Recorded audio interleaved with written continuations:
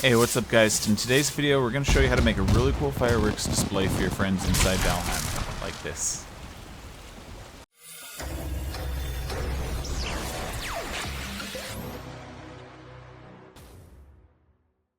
Alright, I've broken this down into 5 steps. The first step is the most important because you can't do this without having already completed this in your world. You need to find Hildur and complete her quests. Specifically, we do need the bronze chest, which is the one you receive after defeating the Plains mini-boss in the sealed tower. Once you deliver the bronze chest back to Hildur, you're going to unlock fireworks inside her shop. Our second step is going to be buying the fireworks from Hildur. She does sell blank white fireworks, and we're going to need 60 in total for the example we're going to do today. Maybe 70 if you want to use a white firework. Each firework costs 50 coin, so you're going to need about 3,000 total if you're going to buy 60. Step 3 is going to be to craft your colors, and you're going to need to gather some resources for this unless you already have them on hand. You'll be able to see the crafting recipes in your workbench, but to keep it simple, you're going to need 10 blueberries, 10 Grey Dwarf eyes, 10 guck, 10 turnips, 10 red raspberries, and 10 dandelions. We've also gathered 10 Surtling cores and 10 black cores because these can be launched from the bonfire, but we also have 10 extra white fireworks, which we're not going to craft into another color in case you don't really feel like using your black cores in the fireworks display. Once you've gathered these materials, head to your workbench to start crafting. Don't forget to hold shift down while you're crafting so that you can craft 5 at once. We did receive a few dings from crafting, which means we got a couple extra bonus fireworks in the process. We're going to go ahead and dump these in the bucket, but we're also going to line up our fireworks in order in our quick keys. This is going to narrate the order or the command in which each firework is launched. Don't forget you can also use a blank white colored firework in exchange of black cores.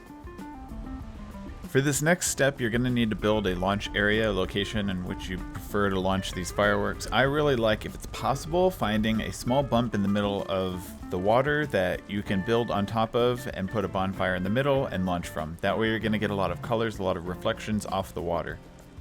The most forgotten about part in this process is also building a viewpoint, so making sure there are places that are close by or a shore close by for your friends, whoever is watching this, to stand, sit, and enjoy the show.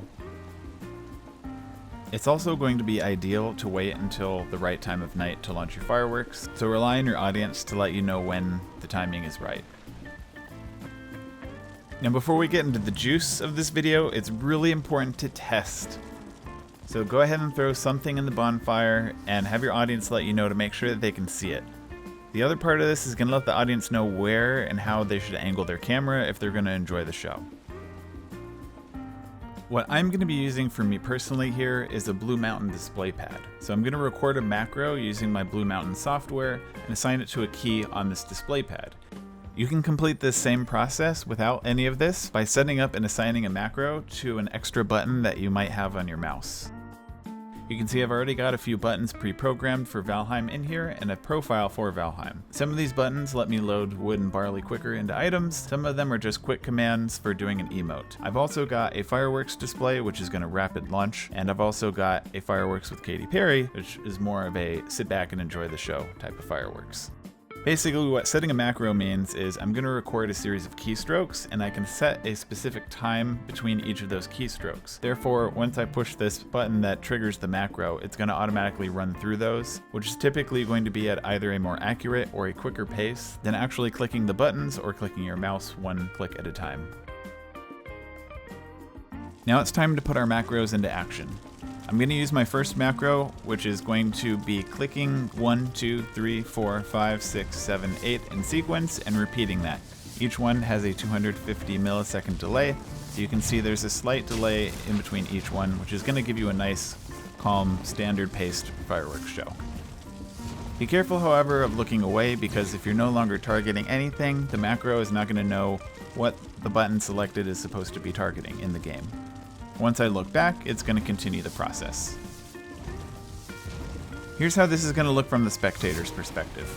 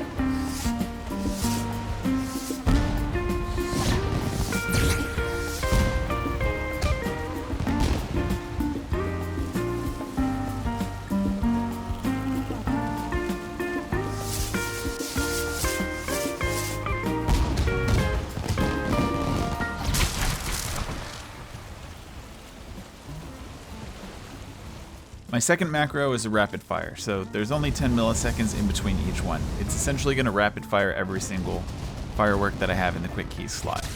This is what this is going to look like, and it's great for the end of the show if you happen to miss a few or you just want to rapid fire spam that finale.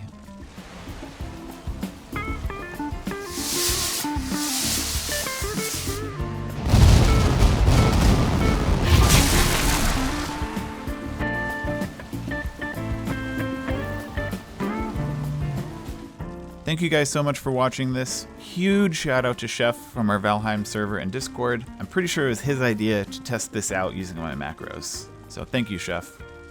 Please enjoy these few bloopers that I made while recording this, and let me know what you guys want to see next.